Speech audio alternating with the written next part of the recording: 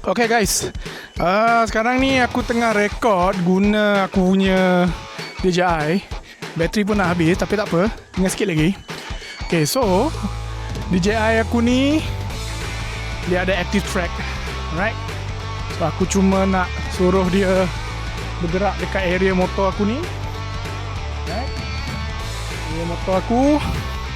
Okay, so ini adalah ZX 25R aku.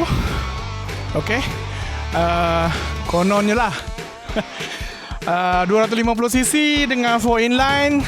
Bunyi acah-acah saja macam for sportbike tapi bukan sportbike. Begitulah. Alright, koi. Alamak, DJI aku dah habis bateri. Alamak.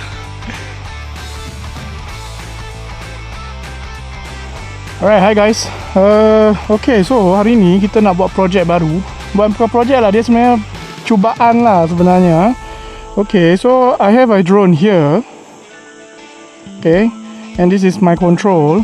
So I'm going to let it to apa orang kata? What they call it? Active track me. Okay.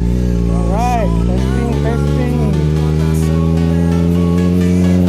Okay, so sekarang ni kita suruh dia active track dari belakang dulu.